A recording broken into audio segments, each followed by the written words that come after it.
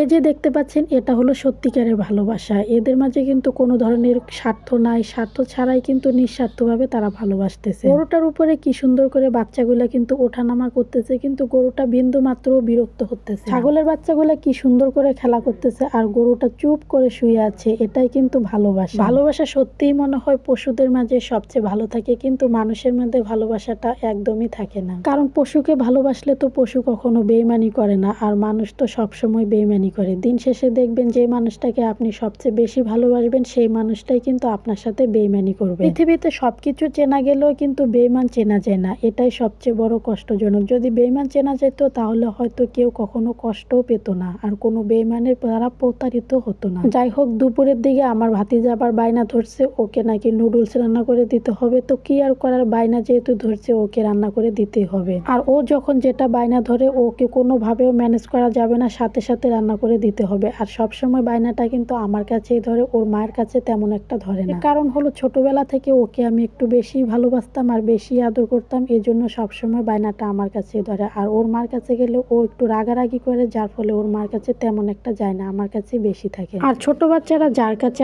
আদর ভালোবাসা পায় তার কাছেই সবসময় যায়, কিন্তু এটাই বাস্তব। এই যে ও বায়না ধরে ঘুম থেকে উঠে ওকে খাওয়াইয়ে আবার স্কুলে নিয়ে যেতে হয়। স্কুলে আমি যতক্ষণ থাকবো ততক্ষণ পর্যন্ত ও ক্লাস করবে, তারপর আবার বাড়িতে নিয়ে আসতে হয়, ওকে আবার 3 বেলা খাওয়াইতে হয় আমার। তবে ওকে মানুষ করতে করতে অলরেডি বাচ্চা বিষয়ে অনেকটা অভিজ্ঞতা হয়ে গেছি। মনে হচ্ছে ফিউচারে ভালোভাবে আমার বাচ্চাও মানুষ করতে পারবো, কারণ এই বিষয়ে অনেকটাই পারদর্শী হয়ে গেছি। একটা জিনিস আমি খেয়াল করে দেখলাম, যে কাজটা আমি চেষ্টা করব বেশি, যে কাজটা সব সময় করব, ওই কাজটার প্রতি অনেকটাই পারদর্শী হয়ে যায়, যেরকমটা আমার ভাতিজার প্রতি করতে করতে অভিজ্ঞতা হয়ে গেছে।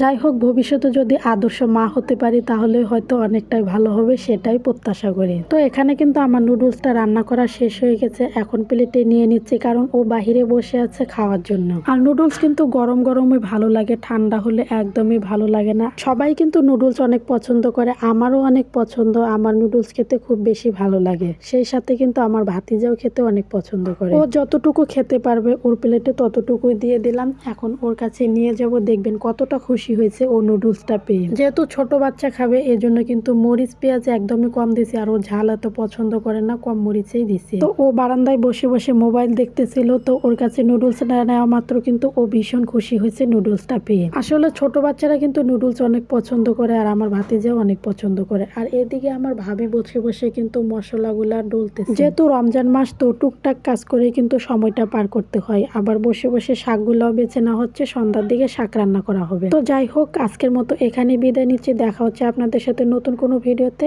আল্লাহ হাফেজ।